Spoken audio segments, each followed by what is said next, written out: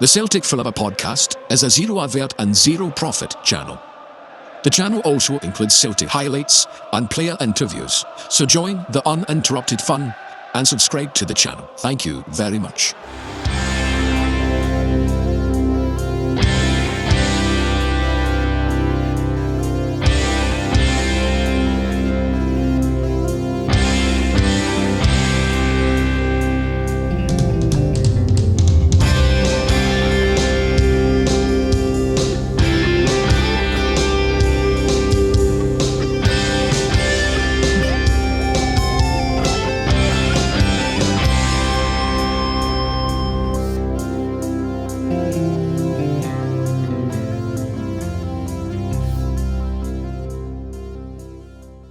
Welcome back to the Celtic Forever podcast. I'm Xander and John is here with me to go through all the latest news coming out of Celtic Park during this international break, which isn't a lot, by the way, but we'll go through some stuff anyway. Let's say hello to John. How are you, John?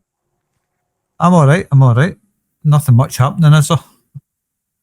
Very quiet. But there's a couple of wee things to talk about, John. So we did promise that we'll be on every Monday, Wednesday, Friday, so we need to come on and talk about something, I suppose.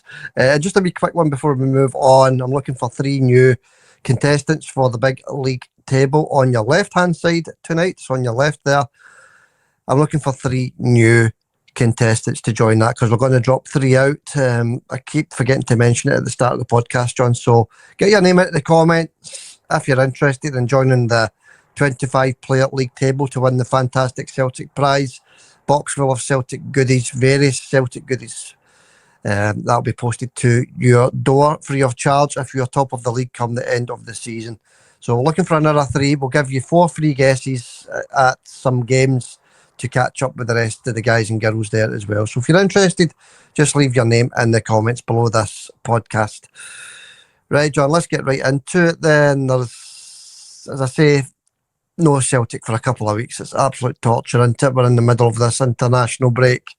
But there is a couple of things going on at Celtic, and obviously the Celtic fan groups meeting with the board went underway the other night there, John, and it's just been released what the outcome of that was. Obviously, the Celtic Fan Collective is the name of this group, speaking on behalf of the Celtic supporters, John, the various different Celtic fan groups. So they've merged together to form the Celtic Fans Collective. They went to the meeting on Monday night, and the outcome is, John, not good news. I'm afraid it's no tangible, favourable outcome at all, John. The fan groups are still not happy, so we've not heard the end of this, I'm afraid. Basically what they're saying is the leadership, i.e. the board, remains reluctant to confront the need for change, John. So basically they're very reluctant for any change at Celtic Park.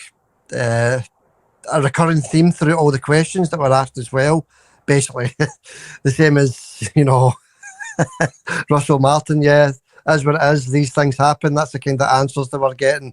So a recurring theme through all the answers, John, all the answers were answered in a similar vein there, so no great news there either. And the club also defended the transfer approach as well, John. What do you think of that?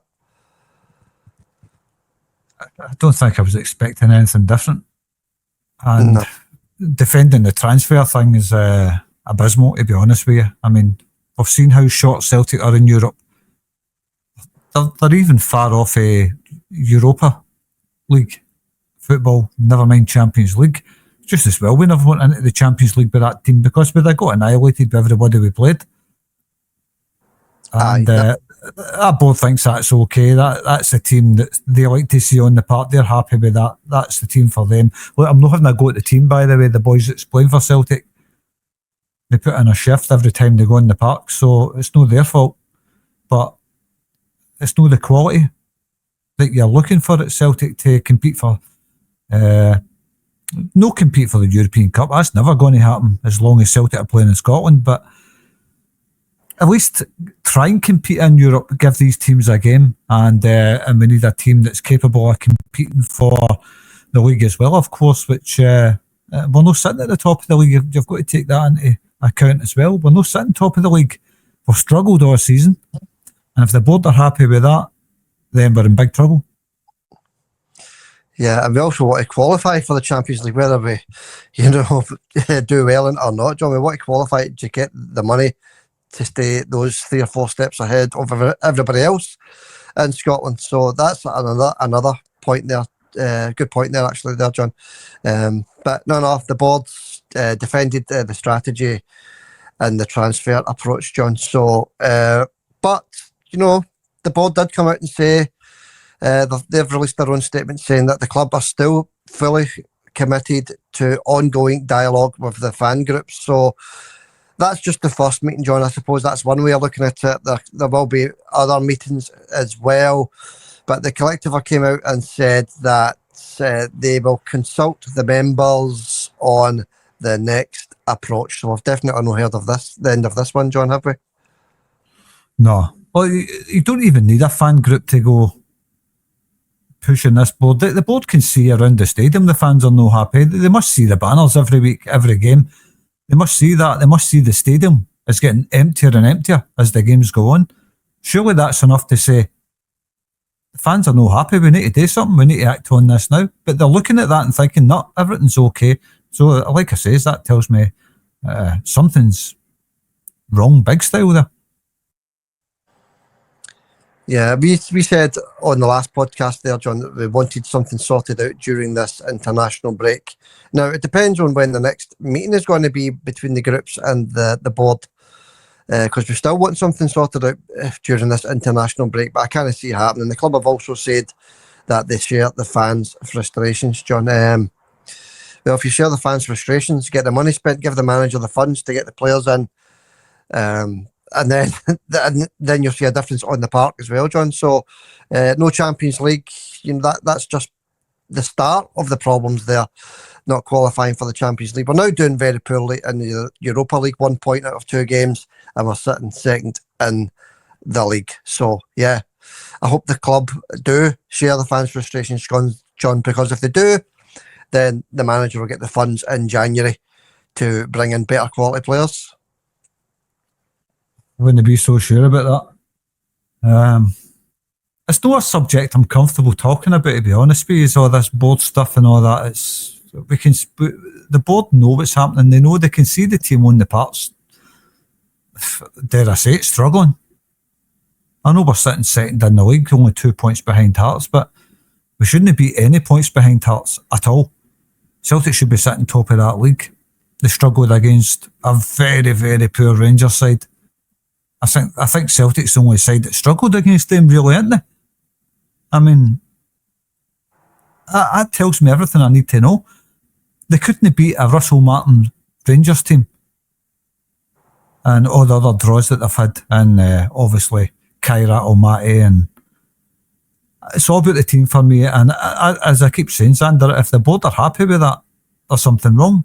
They can't be happy with that. If they're happy to just let that continue, they don't see a problem, then something needs to change there, I'm afraid. Something needs to change fast in the board. Yeah, that's it. But there you go, John. That's what happened anyway the other night at that meeting, because I was wondering what happened. We hadn't heard anything, but it came out today that's what has been said at this meeting. But we'll park it there, John, because there's not much more we can do about it. We can only talk about what was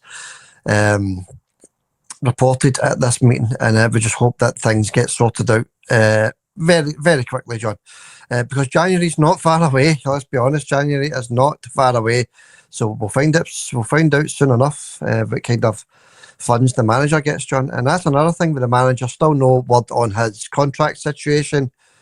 It's just typical Celtic board stuff, isn't it, John? If everything's left to the last minute, everything's left, to fester in the background rather than getting things sorted immediately, and the manager contract is just another example. Well, they obviously don't see a problem with the manager right now. If it's no broke, don't fix it. That's their attitude, and they obviously don't think anything's broke. They think everything's all right. I mean, these are guys in charge of a massive club like Celtic, and they think everything's okay. Just have to look across at Rangers to show you how fast things can change, it can go downhill rapidly. And that Celtic are heading in it right now as it stands, with the team on the park, no getting out of the Champions League. Celtic are headed down the same road as them. Celtic could be dropping down that league table. We've seen it against Motherwell, how they struggled. We've seen it against other Scottish teams, how they struggled. And if they don't get their finger out fast, we're headed in the same direction as Rangers. It's as simple as that. Yeah. The main priority is for the club to stay well ahead of them, and they spent more money than us in the summer. That's another way of looking at it. But no, I'm sure things will get sorted out, Jonathan. I mean, the Motherwell game was, we were very lucky to be honest with you, to get the 3 points and still to be only 2 points behind Hearts. But no, John, we'll park that there because we've said our piece on it. There's nothing more we can say until there's another meeting took place, John, and then we'll have another wee chat about that. Just before we move forward, just want to quickly mention the competition. Get your guesses in for East Fife versus Celtic on Sunday. That's the next predictor game for us. Since there's no first team action, we've picked the B team action, East Fife against Celtic on Sunday. One guess each into the comment section for your 3 points. Don't miss out on your chance to gain the 3 points. That's to everybody that's in the competition in that 25-player league table. So get your entries in just now. I know some people have already got their entries in, but not as many as usual. So just get your guess in nice and early. Or if you want to wait to Saturday or Sunday, whenever the game is, I think it's Sunday, and you want to have a wee look at the teams or anything like that, then you want to wait. That's up to you. That's not a problem. You can get your guess in on Friday. Right, moving on, John. Let's get back to the news surrounding Celtic Park. And we spoke about the Motherwell game there a wee second ago, John. And we were lucky. We were very lucky, but we did still get the 3 points. Now, I don't know who this was on the BBC. I was trying to find the name of the reporter that reported on this, saying that Celtic got out of jail. It was a get out of jail card for Celtic, covering over the cracks. Now, if you're going to talk about cracks, any club, John, it shouldn't be at Celtic. You should look at the team down in 9th place in the league, spending all those millions of pounds, just sacked their manager, John. That's what they should be talking about, papering over cracks and getting out of jail. I didn't hear any covering of cracks and getting out of jail when Rangers scored the winner against Livingston last weekend, John, when they ran out of the park, celebrated like they just won the league. These BBC reporters, they should really look closely, John, at how they report. It's as if they're forgetting one club in Glasgow and sticking to the other when it comes to bad news, John. I don't know. I don't watch the BBC or listen to them. Not very often anyway. If Celtic are papering over the cracks, what's happening at Rangers, that's what you've got to ask yourself, isn't it? It takes more than polyfill to fill in the cracks at Rangers. Yeah, that's it. Yeah, you need you need a few tons of cement to fill the cracks over there. Exactly. I mean, it doesn't make sense that to me if they keep picking on Celtic. I mean, the only sense that would make to anybody is it's Rangers supporters trying to look at their neighbours to look at their problems and make themselves feel better about their own problems. It's as simple as that. Yeah, that's it. Yeah, every time, I do like the BBC and I do like a lot of the stuff that's in it. Some it's quite accurate, some it's quite good. But you always get one reporter, John, that shows their true colours, and I couldn't find the name next to that one. But I'll have another look to see if I can find it. Pathetic, absolutely pathetic. Everything that's gone on over there. And they pick on Celtic winning. John, you've got to remember Celtic won that game. Papering over cracks, pathetic. Stephen Thompson. Yeah, I wouldn't be surprised. Yeah. No, yeah. He's a walloper, isn't he? I'd put money on it. It's him. He's not a reporter, is he? He's hardly got his education out of primary school, let alone reporter level. Yeah, or Alistair Lament, as you called him, John. It could be him.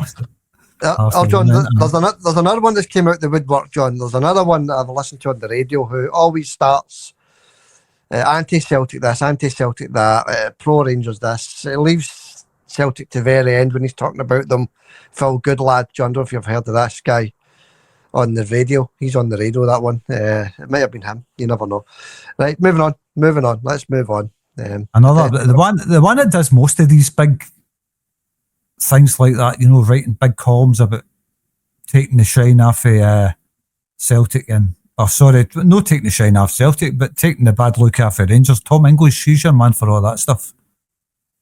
Yeah, well, I'm going to go into a report about him. Funny enough, John. Funny you mentioned him, and it's actually quite a good report, John. But I know what you're talking about because he never says anything positive about Celtic, and he still hasn't said anything positive about Celtic. In this report, I'm going to mention, it's all about Rangers. So he's a bad one. You're right, he's a bad one. But just another wee bit of news before we move on, John, and it's a signing, another potential signing linked to both Rangers and Celtic, John. So they're interested in this guy.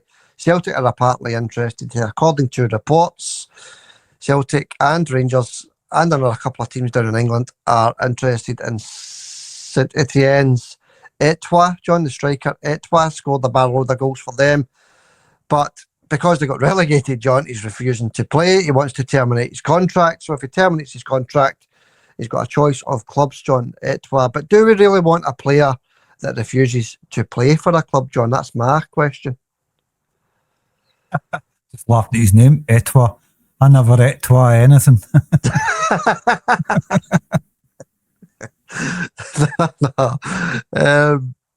No, I never Etoile anything either, actually. Starving. No, but do we really want a player like that, John? He refuses to play after getting relegated. He wants to terminate his contract. That just sounds like trouble to me. I've got football players are like that, aren't they? For a wee spell. Not all football players, but most football players. I don't want to play anymore. I don't know. I've never heard of the guy for a start. I know nothing about him. St Etienne, that was one of Lubo's clubs, wasn't it, St Etienne? It sure was, John, and what a player he was. So if we get this boy and he was anything like him, you know, you've won a watch whether he's moody or no, to be honest with you. But we've had these sort of players at the club before, you know, your Paolo Di Canio's or moody players causing trouble.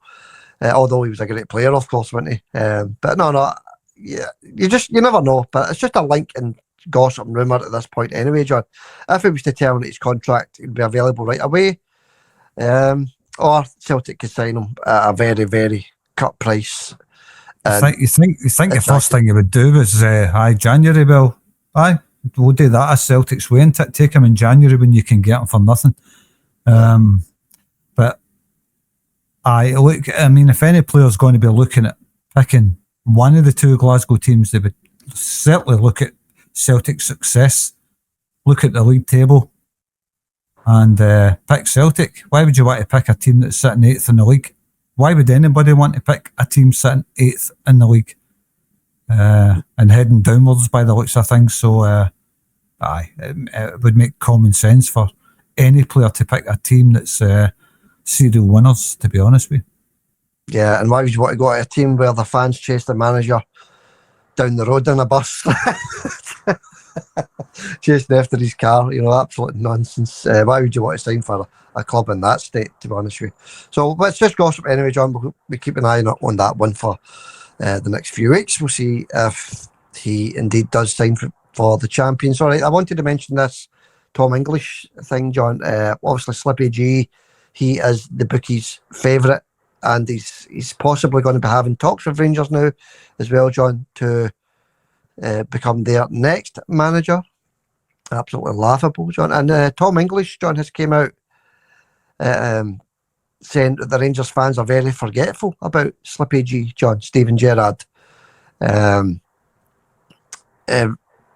Because his first 2 seasons at Rangers, he won nothing. You forget that, John, because he won that COVID Cup. He won the COVID Cup. And the 2 seasons before that are actually forgotten about, where he won not one trophy, John, in the 2 seasons prior. In fact, Rodgers won 2 trebles, in his first 2 seasons. So the Rangers fans, he's right, Tom English is right, the Rangers fans forget that Celtic won a double in his first year and then another double in his second year. And then, you know, they also forget that they won a league title behind closed doors. Now, John, we have mentioned this 1,000 times on this channel, 1,000 times about, you know, that was a tainted title, an absolute tainted title. In fact, they shouldn't. These titles during COVID in every country in the world, they should be recorded as official titles. John, what do you think of that? I don't know. It was to me. I remember watching the games and thinking, "This is just friendlies."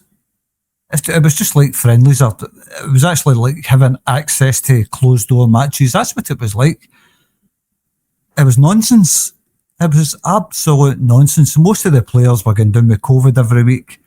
Celtic, a lot of players missing through COVID, and for some reason, Rangers managed to avoid one player getting COVID. Not one of them. They managed to keep their full team all through it. And like, it's nonsense. Like you say, it's a tainted title. You can't claim that as a title. I know it's down in the record as a league win. I mean, if Celtic won it, I'd be happy with it. But you've got to look at the big picture here. You can't say a team or a manager is outstanding and what an achievement when there was no fans in the stadiums and it was closed door matches, bounce matches if you like. That's what it was like. You can't claim that as an achievement. It's just for the simple fact that no teams were ever at full strength, ever, apart from Rangers. They were the only team that were in full strength. And you look around the world and teams that had never won a league before were winning leagues. And then you look at the season after COVID, what happened? Celtic win the league again. It's back to normal business, and aye. Look, I welcome the return of Slippy G. I hope he does come back because he'll get shown for what he was. He ain't no legend and he ain't going to win nothing with them because he's just a dud manager, Xander. Bring it on. Bring it on. I hope he does sign. Yeah, Rodgers will be up against a manager that won one tainted trophy out of a possible 9, John. So that's where Tom English is coming from. The Rangers fans being very forgetful. They're getting excited. They're getting a wee bit excited here, John. They're looking forward to Slippy G. But Tom English and all of the Celtic fans, let's be honest, are reminding them that he won one tainted title, or one tainted trophy, sorry, out of a possible 9. So, as you say, John, we welcome it with open arms. Well, normally we would welcome it with open arms if Celtic were in a really good position right now, flying, but Celtic are not flying right now. This is the problem. It needs to get ironed out with the board and the fans. It needs to get ironed out pronto, because as soon as that's ironed out, you'll see Celtic getting back to form. They'll hit the ground running, hopefully getting higher quality players in come January and wipe the floor with every team in Scotland like we normally do. But right now at Celtic, it's not a good place, and Slippy G will be looking at that and thinking, I've got a chance, like. That was not bad. Not bad at all. Yeah, that's exactly what he'll be thinking. And we'll wait and see. We'll wait and see what happens anyway. We're allowed to talk about who Brendan will be up against next. Not a problem there. But we'll park that there. So, yeah, one tainted title out of a possible 9 trophies. Unbelievable. And they're getting excited about that. Right, John, let's move on. John Kennedy took the training over the last couple of days. No sign of Brendan Rodgers. Must be having a couple of days break. Because I was looking at the wee training video, actually, that they put out the day with Kennedy taking the training. The likes of Shin Yamada is back in training, John, so that's good news. Because I want to see, I've said a few times, I want to see him at least on the bench in every single game. Shin Yamada, he looks full of energy, he looks strong, physical, good in the air as well. So obviously Brendan wants a wee bit more out of him, so he's back in training, which is good. Callum Osmond, he was also seen in training there, John. The other striker that was signed, so 2 strikers that we've not seen kick a ball yet, basically, back in training. So fingers crossed that they can be seen in the Celtic team sooner rather than later, John. Then we had no sign of Pusey, John, the big centre-back we signed on loan from Manchester City. What do you think that's all about, John? Why did we sign this boy if he's not getting a look in? Brendan Rodgers, he's not really got a great track record at signing loan players, John. He's not got a great track record. The likes of Alzani, Toljan, Masonda, all these players coming in with good pedigrees, John, and hardly kicking the ball. And looks like Poozy is the next one on the list here. It looks that way, doesn't it? Get him back down to Man City, that's all I can say. Come January, terminate his loan move, get him back to Man City. No point in somebody being there that's never getting involved in the team in any shape or form. Get him back to Man City. Simple as that. Aye. And the one player who wasn't at training today but is due back in the next 2 or 3 days, John, and it's absolutely tremendous news for us and everybody involved with Celtic. Alistair Johnston, he will be back in the next 2 or 3 days, back training, hopefully by Friday, John. He'll be back training. The Dundee game is obviously going to be a wee bit too soon for him. It's going to be too soon, but we're hoping he's going to be back for the Sturm Graz game, John, as soon as that. That is just a couple of weeks away. That's just tremendous news, John. We thought he was going to be out to the end of November, mid-December. But if Alistair is back for next week and actually playing within the next 2 to 3 weeks, John, that is absolutely tremendous news for us. It is. It certainly is. We've got a couple of right backs there right now, but Donovan and Ralston, I just don't think Ralston right now, he just doesn't cut it for me, Anthony Ralston. He is all right coming on when we desperately need a player, but he gets exposed a lot for his pace. He's zero pace. Alistair's got plenty of pace, and he puts in fantastic crosses. He links up well as well. Whoever it is on the right-hand side, Alistair always seems to link up well with him. So we have missed him. Young Donovan, he's still a bit raw. Cracking young player that he is, but Alistair's our number one right back, and I can't wait till he returns. But in the meantime, I still think we should be playing Donovan every week. I know he wasn't even on the bench against Motherwell, so I can only imagine was carrying a wee knock. Well, he wasn't carrying a knock, John, because I'm going to go into the international players that are away on duty. Unless it was a knock that only lasted a couple of days, that could be possible, but he's away on international duty, John, so I don't think he was injured if he wasn't on the bench, and I did check that, so if that's what you're saying, then that's a mystery to me, to be honest with you, because he's an absolutely brilliant wee right back, John, brilliant right back. And let's go through it then. Who is away on international duty? Got a wee list here, John. It's about 9 strong of first team players, so we just need to hope all these guys come back injury free. Tanekte, he is away with Tunisia, so he's away to play a couple of games. Big Scalesy, he's also away, John. He's away with the Republic of Ireland, or Ireland, so we just say Ireland, yeah. He's away with Ireland, John, to play Portugal and Armenia. The Portugal game will be a tough one for Big Scalesy. We've also got Carter Vickers away with the USA. He's playing against Ecuador and Australia, John. Australia for the big man. He's up against the Aussies. Then we've got Sriracha away with Uruguay.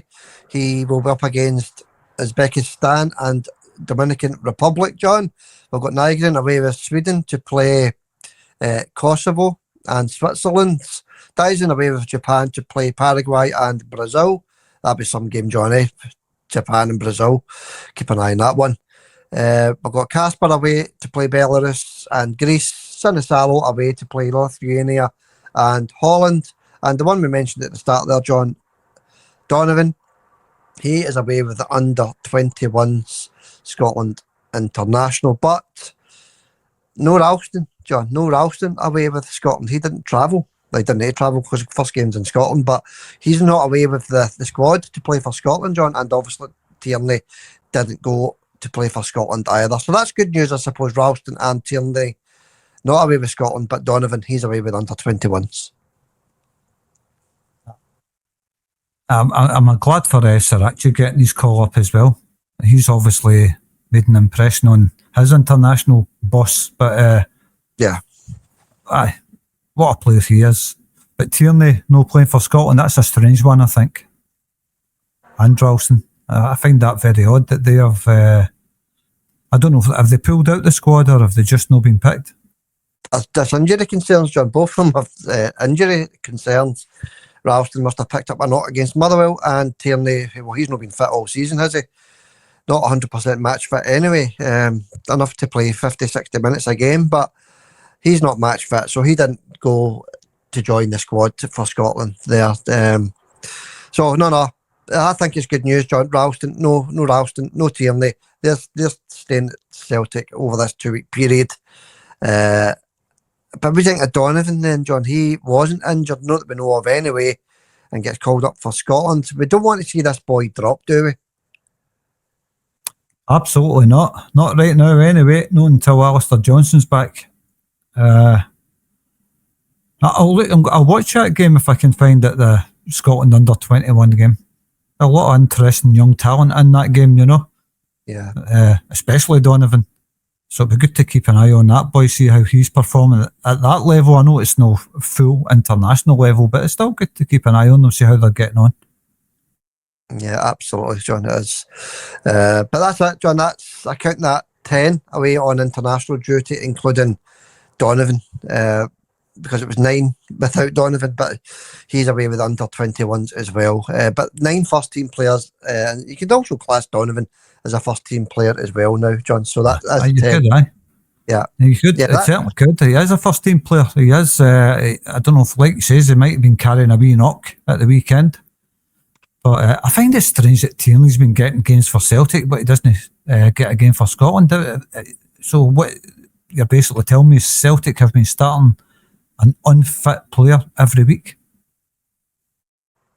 Well, he doesn't look fit, John. He does not look fit at all. You know, that's why Sriracha's getting so much game time, because if Tierney was 100% fit, John, he'd be playing every minute of every game. I guarantee you, John. So that he's no fit, John. That's why Sriracha's probably played more minutes than Tierney. I know he's started a good few games, Sriracha, and Kieran only manages to last the 60 minutes. So if it was me, if I was the manager of Celtic, I would be dropping Kieran Tierney to his 100% match fit, John. That's what I would be doing, because he's clearly, you know, anytime sometimes you see him wincing on the part and pain as well, John. So he's clearly carrying some sort of knock there, Kieran Tierney. Don't know what he's carrying, but he is injury prone. We know that, and that was one of our concerns about Kieran coming back to Celtic, is how much game time is he going to play? Yet again, we've been proven right. I agree with you. I just think if he's no fit, if he's no 100% fit, don't start him. Don't even have him on the bench. There's no point. A player needs to be up to full speed and full fitness before he plays for a big club like Celtic, Xander. Pure and simple. Yeah, that's it. And we'll wait and see, because it seems to be taking a bit of time to get Kieran back up to speed, doesn't it? That's now a good 5-6 weeks into the season now, and he's still not quite there, is he? So we'll wait and see. And I think that sorry, John. I was just going to say he's played. We've played 8 domestic games, 7 league games, 1 cup game, and we've played the Kairat Almaty games and the 2 Europa League games. So that's a lot of games, and he's played in a lot of their games, but he's still no fit. No, he needs to be took out the team altogether until he's good to go. And right now he's no good to go. It's as simple as that. Yeah, that's it, John. And just as well, we've got some top quality back up there in Sriracha. He's getting better and better in every single game. I like him a lot, actually, John.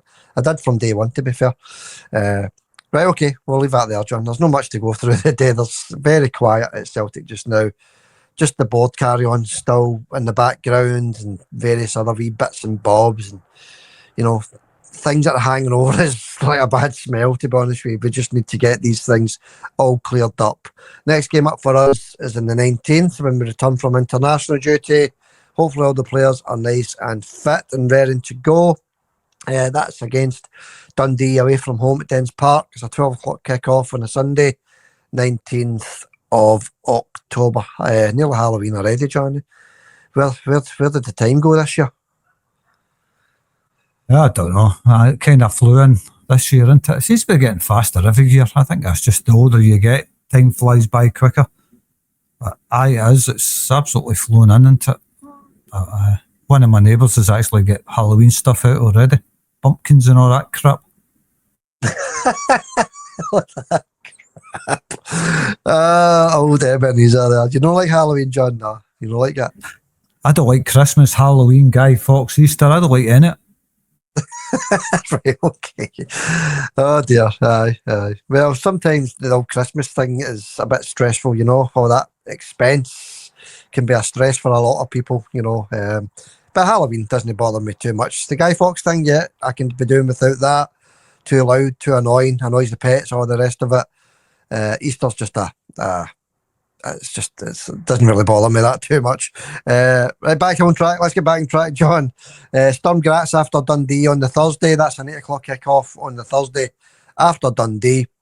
That's going to be an interesting one away to Sturm Graz. We will keep an eye on them, up until we play them. We've got one more league game, same as us, so we'll keep an eye on that. And then after that, John, it's the big one. The one we've all been waiting for.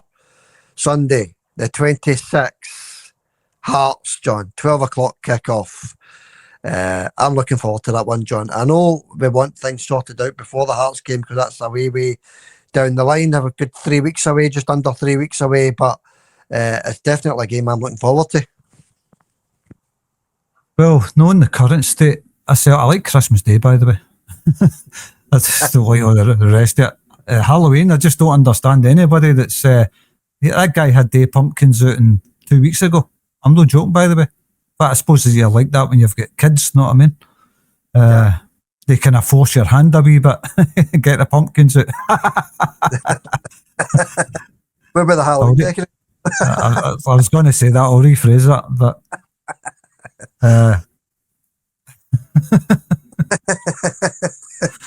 was there no a band called the Smashing Pumpkins? Oh, I don't know. But no, it does get earlier every single year, John, doesn't it? Same as the Christmas stuff. Come the end of September, you've got Christmas stuff in the Tesco and the Asda. So it's pathetic, actually, John, isn't it? It really is. But no, John, the big one, Hearts. What are you thinking then, John? I know it's a couple of weeks away. We've got Dundee to play before that. We understand that, and that's no gimme either. But the big one, Hearts, John, the Jam Tarts on the 26th of October. At Tynecastle, John, it doesn't get any tougher than that, does it? No, right now. I mean, it's always a tough place to go, Tynecastle. It doesn't matter if Celtic are flying. You're always going to get a game at Tynecastle. It's not very often Celtic get an easy time at Tynecastle. It doesn't happen very often. In fact, Celtic went there and got scalped 4-0 a few years ago, if I remember right. Can't remember what year it was, but was it 4-0 or 4-1 or something like that? Yeah, that was the year we run that tremendous unbeaten run. If you remember, that was under Brendan Rodgers about 4 years ago, actually. Yeah, you're right, maybe 5 years ago. And they ended our unbeaten run, John, and they absolutely demolished us. So they've always been a difficult opponent like USA, especially at Tynecastle, John, but they're bang on form. Well, they're not on form, they're winning games. I suppose that's one thing you can say about them. They're not actually playing any decent football, but they are unbeaten, John. They are unbeaten, same as Celtic in the league. Two unbeaten teams going head to head, John. Aye, well, winning games breeds confidence, doesn't it? That's the truth of the matter. But look at Aberdeen; they fell after a 10 game winning streak at the start of last season. And then they started to falter. They started sweating. The pressure got on them, and what these teams have got to remember is it's not a 100-metre sprint. It's a marathon. And it's a long marathon. And you've got to be prepared for that marathon. The thing is, our Hearts prepared for that. I just don't think they've got the experience. I don't think they've got the right manager to do that. I don't think they've got the right players to do that. And like I says last week, if anybody wants to take on my bet, 100 quid, there's no chance Hearts are going to win that league. Even though Rangers are sitting in 8th, they'll still finish above Hearts. Yeah, that's it, John. And as you say, it's a long way. We're just at the start of the season, that's what you've got to bear in mind. But, the Scottish press are, they're really getting excited about this, John, aren't they? So up next for Hearts, actually, before they play Celtic, John, I forgot to mention that, is Kilmarnock. That's not a gimme. No, it's never a gimme going there. Rugby Park on the artificial surface. Every team struggles that goes there. Never an easy game. That'll be a good game, actually. It'll be a close game. I think Hearts, I don't think they look quite as good as Kilmarnock, to be honest with you. What I've seen, I think Kilmarnock look a better team. Of course, they've got the Giants in their team playing up front, probably with 25 feet tall between the two of them. Yeah, they're physical, John. They're very, very physical. Kilmarnock. That's on that plastic pitch as well. That's a very tough game for them. That's so we're hoping for a wee result there. But we don't need to rely on anybody else, John. We can do it ourselves. We just need to get things sorted out at Celtic. You got to remember as well, excuse me, under George Burley, Hearts had a tremendous start as well, didn't they? Way back in the day, 2005, I think that was actually way back 2005. George Burley had an unbeaten 10-game run as well at the start, John, and they fell away. So I think you said last week that we're only in the Hearts are only in their 6th or 7th game in the league, same as us. So there'll be a way to go before they get to George Burley's record. I remember that. I actually remember that well. But it's 7 games played in the league, Sander. A couple of teams have played 8 games. I don't know how that happened, but a couple of teams have played 8, just 2 teams. Yeah. But the rest of the teams have all played 7. So look, there's another 31 games to go in the league. They're a long, long way off it before they even start thinking about it. Hearts fans are singing, "We shall not be moved." You'll be moved soon, trust me. You'll be moved very, very soon. It's coming. Just bide your time, Hearts. It's coming. Yeah, that's it. And it's I did hear them singing that, actually. That was quite funny, wasn't it? There's "We shall not be moved" after our last second winner against Hibs, when they should be sitting second in the league just now, John, if they didn't get that goal. Anyway, it doesn't matter, John. It'll be a good game. I'm really looking forward to that. Celtic going to Tynecastle to play Hearts, but of course we've got Dundee before that, and they've got Kilmarnock as well before that big fixture. All right, John, we'll leave it there. We'll park it there for the day. Nothing really else to add unless you have any other news or gossip or anything like that to add, John. I've not got any gossip. Nothing at all. Nothing at all. I've not been reading up the news because it's international break and I kind of go into my shell when it comes to that time. I know you've got the stuff with the board going on and all that, but I just get into my shell when it comes to international break, Sander. I don't really check up on the stuff because 99% of the time there's nothing to report. You know that? Nothing. Yeah.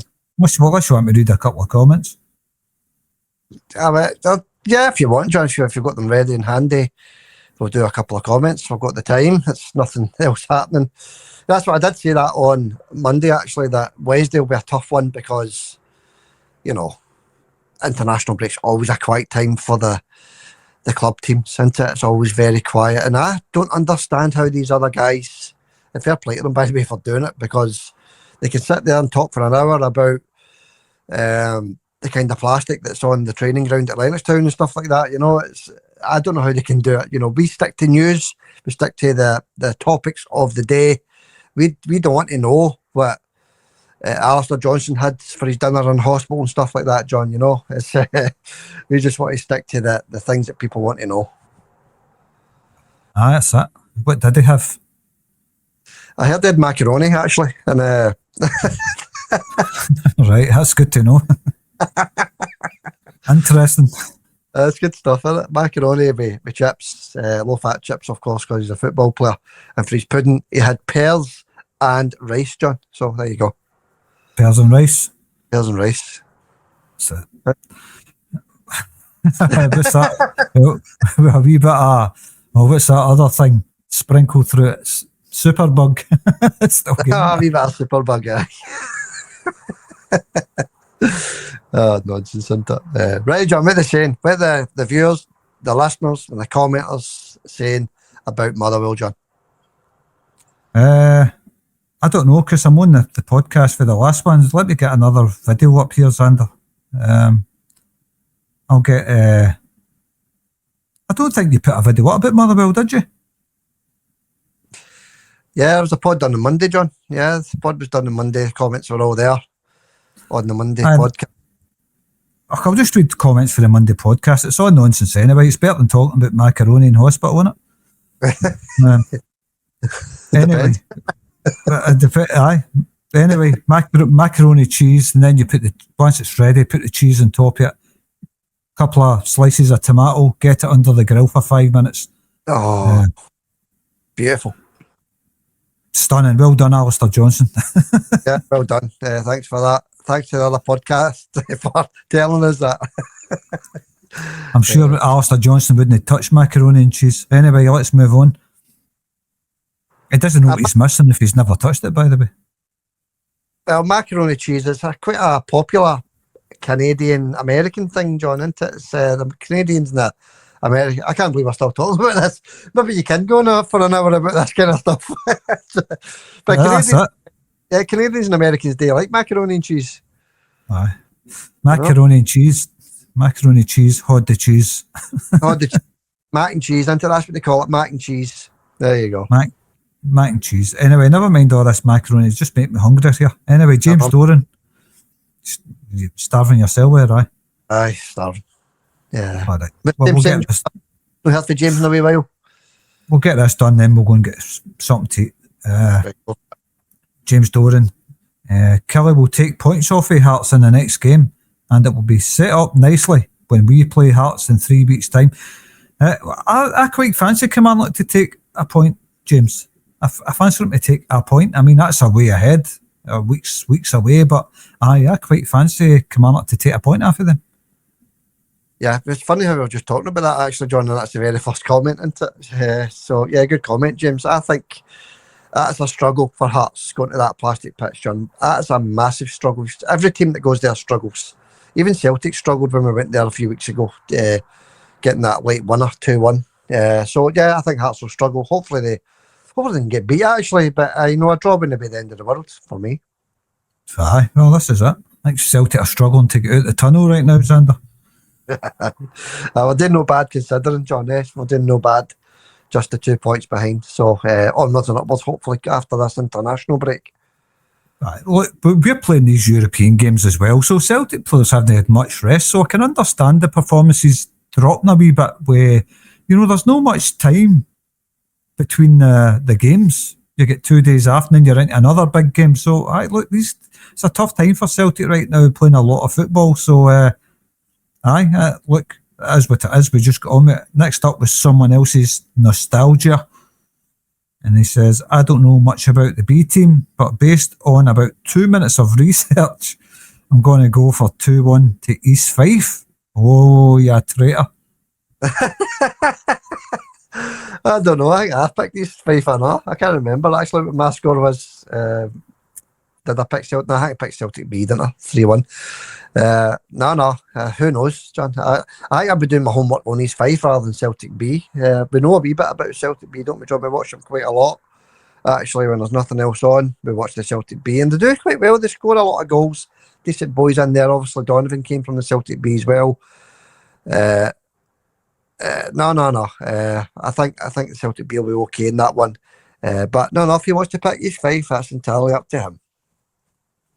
I'm only kidding. Pick East Fife if you want, pal. That's up to you. I picked 4-2 to the Celtic B because a lot of these games against kind of established teams like East Fife, they've been about a long time, East Fife, But some of these games with the B team and established teams tend to be a lot of goals in them, I think. So that's why I went for a kind of funny score like 4-2 because they're unpredictable.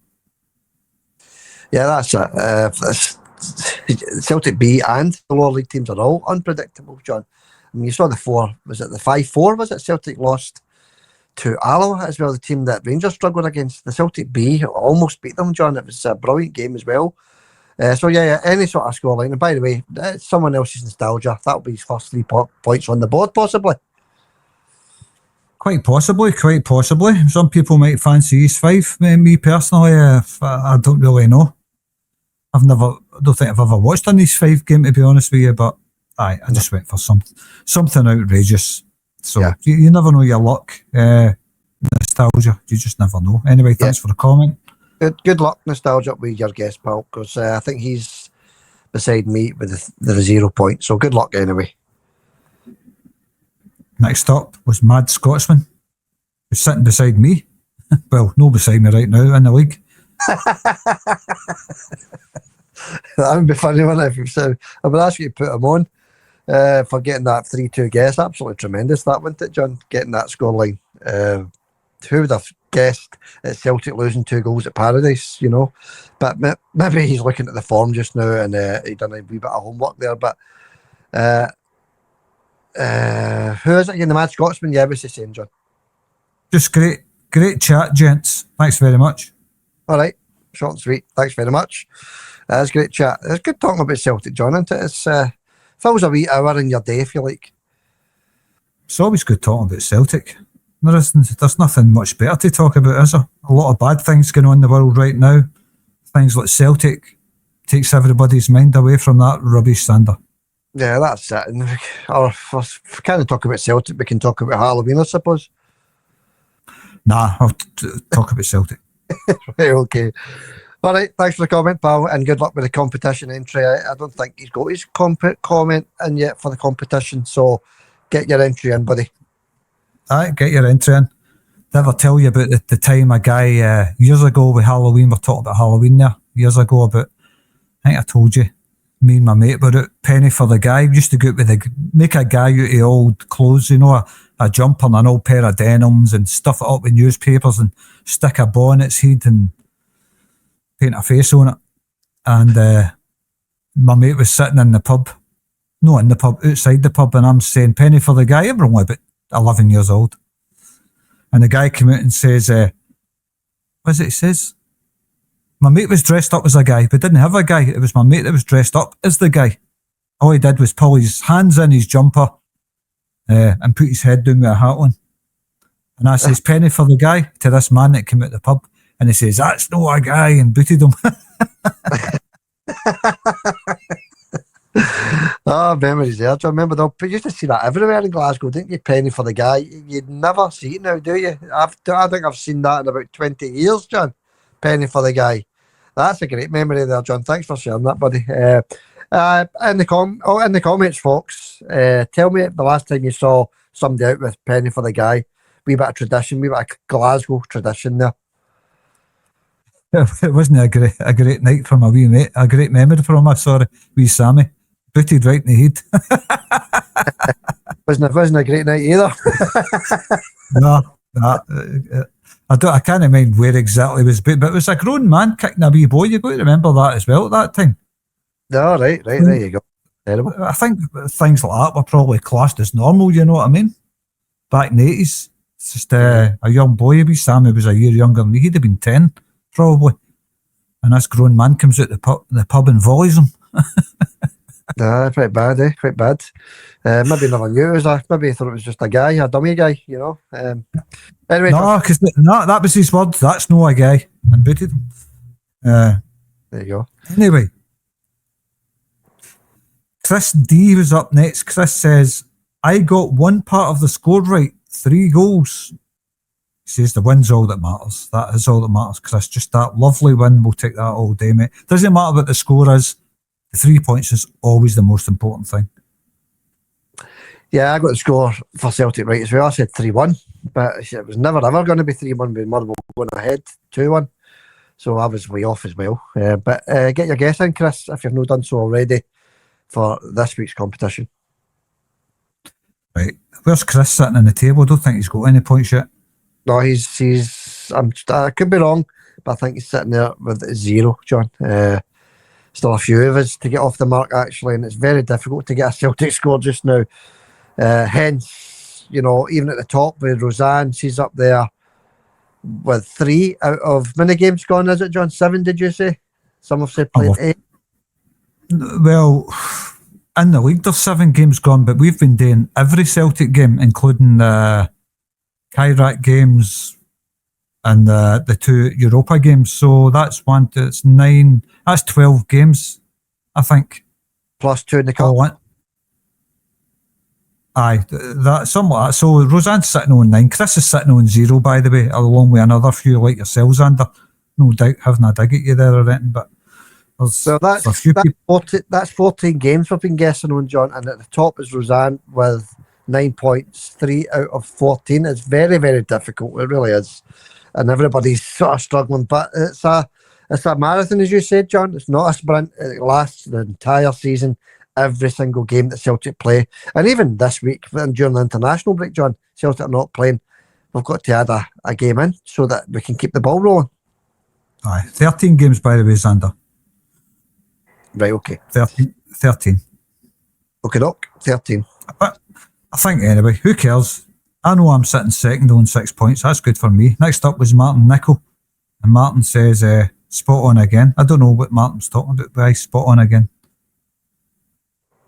Don't know, John. We spoke a lot about various things in that podcast, didn't we? But thanks for the comment, Martin. Buddy, keep your comments coming in, pal. Anyway, Roseanne was up next again to finish it, Xander. And Roseanne says she thinks Martin walked, not pushed.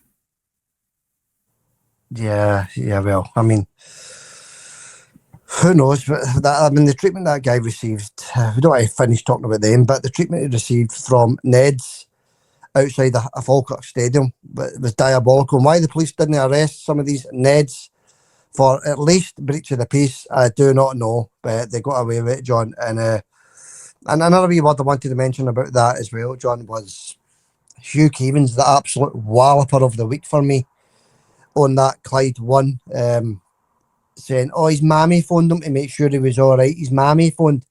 Now, the woman's obviously concerned about her son going through that treatment, and she's phoned him to make sure he's okay. And that clown, Hugh Keevins, is making a big issue of that, John, laughing at him.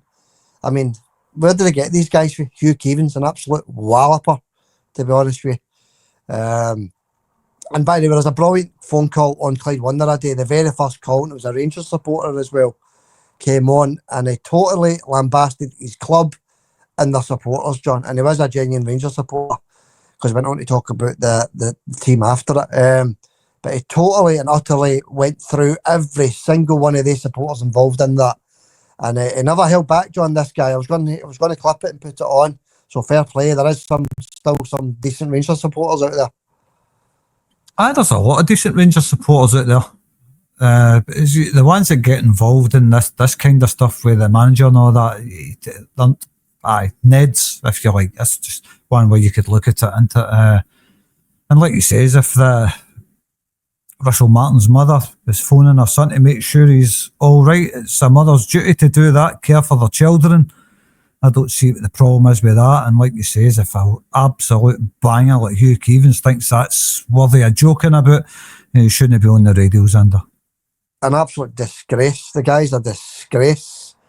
A guy's mother concerned about violence against him, and he's making a laugh and a joke about it, calling him his mammy. Get your mammy to phone. An absolute, he's my walloper of the week, by the way. I've not done that, but last week, by the way, I forgot to do that. But this week, for me, he is the walloper of the week, unless something even more walloperish turns up, John, between now and Friday. Aye, well, I don't listen to Clyde that often, but I do have a wee listen to it now and again. But not that often. But I can't stomach the presenters on that programme either, by the way. Hugh Keevins, that Hoffwit that does the show, I can't remember what his name, Gordon Duncan, is it? Mm-hmm. Absolute clown. Then you've got idiots like Gordon Dalziel and all that. What's his name? Alec Ray. What's the guy that plays for Motherwell? Andy Halliday. That says it all. Who would want to listen to that? You know what I mean? Aye. And the night that Hugh Keevins said that, I think it was at Ross. It's either some other Ross, one of the Rosses that used to play for Rangers anyway. Ross McCormack. He was having a laugh and a giggle about it as well. Absolutely pathetic. Pathetic. And by the way, John, East Fife are sitting 5th in League One, John. So there you go. If anybody wants a wee clue to get their guess in, John, and they're only sitting let's have a wee look, 6 points behind the top, John. So there you go. There's no bad. John sitting 5th in the league, and Hamilton are top with only 3 points, John. They're only 3 points behind the top of League One, so they're no bad outfit. There you go then. I'm still saying 4-2 though. But I mean, it's early in the season. They could end up finishing the bottom. You just don't know. But I'm going to stick with my guns. I'm going to say 4-2. You can stick to your guns and say 1-1. Yeah, East Fife. Matches played 9, 1-4, drawn 2. That doesn't add up. It does. 1-2, 1-2, 1-4. Sorry, lost 3 and drawn 2, with a total of 14 points. Goals for scored 12. Goals conceded 14. So there you go, John. They're doing not too bad. They're only 1-1 from top, who are Hamilton at this moment. Hamilton Accies. I didn't realise Hamilton Accies were in Division 1. Anyway, John, that's that. Was that the comments finished? That's it. Hamilton Accies, that's a thing of the past, watching Hamilton into the plastic pitch, and then you get another plastic pitch behind the goals. So a horrible stadium that was to play in. It was, the Tesco in the background, as at Sainsbury's in the background. That was dreadful, wasn't it? Absolutely dreadful. The Celtic B do sometimes play there. I think some of the teams use Hamilton Accies ground, so I've seen Celtic B play there recently. Anyway, John, that wraps it up. Thanks for reading the comments out, buddy. I appreciate that. We're back on Friday with another podcast. We'll find something to talk about, whether it's Halloween, Christmas, whatever, Celtic. We'll find something to talk about. A wee last word for you, John, anything to add before we go? No, I've nothing to say, but apart from good luck to Scotland, I suppose. I mean, I'll watch that. Nothing else to watch, Sander. I'll watch that game, a wee bit of interest. See if Scotland can manage to turn over Greece, who are a very good team. That'll be an interesting game to watch, that at Hampden Park. Yeah, that's Thursday night, isn't it, John? 7:45 kick-off against Greece. That'll be very interesting, to be honest with you. Scotland begin to pick it up a wee bit again, aren't they? So we'll wait and see. I think I said a Greece win in that one. We'll wait and see what happens. Yeah, John, that's all we can do, innit? Watch the international football, any games that stick out. I'm trying to see if there's any that stick out, actually, on Thursday night. Let's have a wee look. There's nothing really sticking out for me. Nothing at all. Friendlies. Nobody's interested in friendlies. Let's go into Friday, see if there's anything there that sticks out. Germany against Luxembourg, John, is that? You fancy that? We've got Niger and Sweden against Switzerland on Friday night as well. Let's have a wee quick look into Saturday. In fact, John, we've international friendlies as well. Dai's Amida's Japan. They are playing Paraguay on Friday night as well, if you want to have a wee look out for that. That's a friendly, that one. And then on Saturday, we have, just trying to think of ones that are sticking out here, John. Portugal against Ireland, John. Big Adamida, big Liam Scales, both involved in Ireland, of course. Portugal against Ireland, that's maybe one we could watch. That's a 7:45 kick-off on Saturday night. Try to see if there's anything else. Nah, nothing else really that sticks out, John. So, a couple of games there, I suppose, to watch. Aye, well, that's it, isn't it? There's always a couple of games. There's always something interesting to watch. Something will grab your attention. I tend to look for games that maybe a Celtic player's playing in, just to give me a wee bit of interest in it, because I don't have little to zero interest in international stuff now, Xander. Yeah, I'm the same, John. And the other Scotland game is Belarus on Sunday. That's another home game for Scotland. So 2 home games, actually. So no travelling for the players. But that's a 5:00 kick-off on Sunday. And that's also a World Cup qualifier. Right, John, thanks for coming on. Appreciate that. We actually ended up going through quite a wee bit there. That was well over an hour. So, I wasn't quite talking about macaroni and cheese for an hour, but we did get through quite a lot there in that hour. Get your guesses in, folks, for the competition. Get your guesses in. 1 guess each for the correct score. East Fife against Celtic on Sunday. Good luck with that, everybody. Get your 3 points on the board. And John, will catch you on Friday, buddy. Catch you Friday, Xander. Hail, hail. Hail, hail, John. Catch you later.